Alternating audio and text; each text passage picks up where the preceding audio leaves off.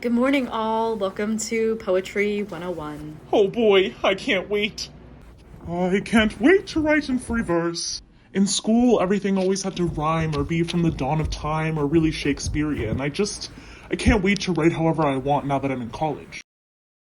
Before we try free verse, we're going to begin class by learning how to work within the framework of the European canon with the sonnet.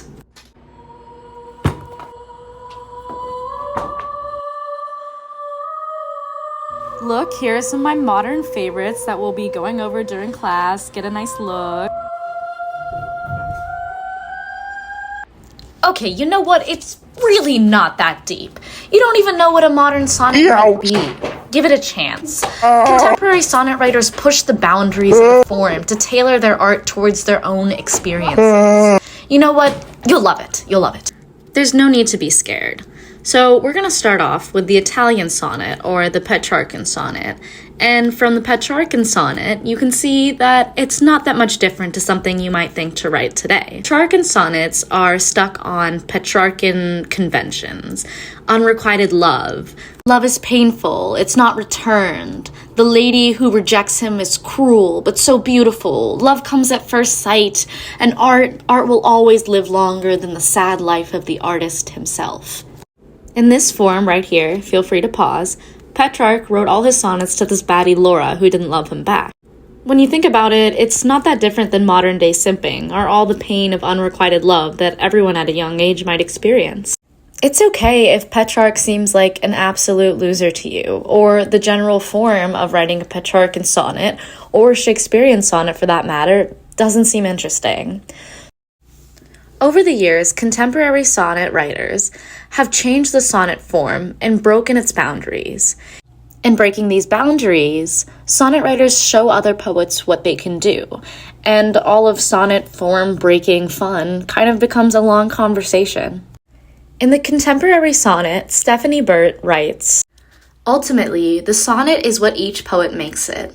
Each inventive writer of sonnets finds new potentialities in the old form, and each influential writer, though not all inventive writers become influential, leaves the same form altered for others to use." A good place to start on this idea is with the idea of love poems, or love sonnets. In recent years, contemporary poets have often challenged sonnets by challenging the love poem as a whole. For example, Adrienne Rich has written anti-Petrarchan sonnets that challenge the heteronormative values that are common to the love poems that Petrarchan values have started. But still, in doing so, as Burt notes, these writers have started a conversation. Here, Burt writes, "Because the most famous Renaissance sonnets are love poems, the fate of the sonnet in recent decades has seemed to some observers bound up with the fate of love poems as a genre. Adrienne Rich's sequence 21 love poems, widely noted and mired on publication for its lesbian content, could not exist without its Petrarchan and anti-Petrarchan precedents. Such continuity implies not an isolated master, but a community of teachers and learners, professional or amateur, who carry on the traditions of practice, the habits of learning, associated with rhymed and metered poetry in general, and in particular with the sonnet form." About a decade later, this lady named Marilyn Hacker wrote Love, Death, and the Changing of Seasons, which continued on the conversation about what use classical sonnet forms have to the contemporary sonnet writer. Marilyn Hacker also wrote about women loving women, but instead did it within the framework of classical sonnet. Well, oh boy, look what I have right here. Marilyn Hacker's The Love, Death, and Changing of Seasons. Halt. Content can be problematic. It is about the obsessional love of a professor, a much older woman, and a younger grad student. But besides that, Hacker's writing in this book exemplifies what Burt was talking about.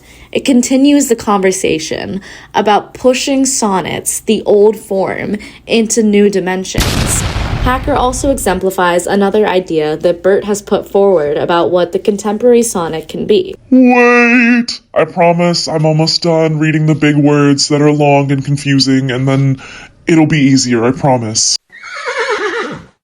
Burt writes, "The contemporary sonnet at its best manifests gamesmanship or formal reinvention accompanied by a sense of its own artifice, a sense of the past, of cumulative history, a sense of daily or periodic recurrence, mixed feelings about the Vedic impulse that promises an escape from recurrence, and a sense of its place in some larger sequential structure, either a tradition of sonnet writing or a sequence that the poet herself has made.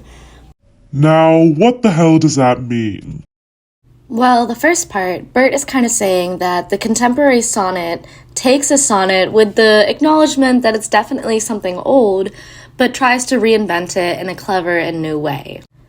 A sense of its own artifice, a sense of the past, of cumulative history, is all kind of a nod to all the sonnets that have come before it, all the ways the form has been broken, revised, taken on again and again, and shaped throughout centuries. That conversation that comes through art. Modern sonnets also have a sense of time to them, a kind of nod to the way patterns repeat, days, weeks, months. There's a bit of self-awareness about the idea that art can help us escape the mundane repetitiveness of life. And the larger sequential structure can be the structure of how art has a conversation throughout history, or just a world that the artist creates herself. Let's look at this poem that Marilyn Hacker wrote called Meanwhile. When you read it out loud, you can definitely hear the rhythm and the rhyme scheme that comes with a sonnet, but at the same time, it's a little self-aware, ironic, and kind of tongue-in-cheek. There's a sense of boredom, of discomfort and want for more that comes with the mundane return back to normal life. Sunday, Monday, you're back in your real life. See, it isn't all my fair lady, love, death, blah, blah, blah, shall I compare you to a sunny side up egg? It's a lot more skeptical, self-aware, a little sardonic. In Hacker's book, the larger sequential structure is her quote-unquote love affair itself, the way that her feelings, emotions, and relationship changes throughout time. Okay. I guess that wasn't so bad, but I don't understand what the point of using a sonnet form is still. I mean, why couldn't she just write it normally? What does it really add but just a bunch of rules? Well, some people think it can be kind of a reclamation of power.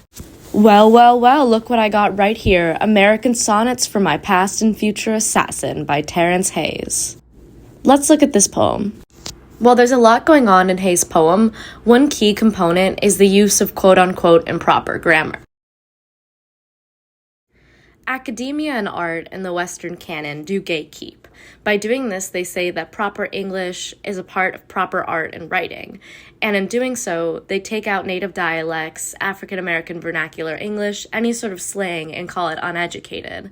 By speaking the way he wants to speak, Hayes takes back power by still using the sonnet form, but fitting his own cultural dialect, the familiarity to his identity, into it. It's kind of like a big screw you to the idea of code switching or who gets to be a part of proper art and proper poetry.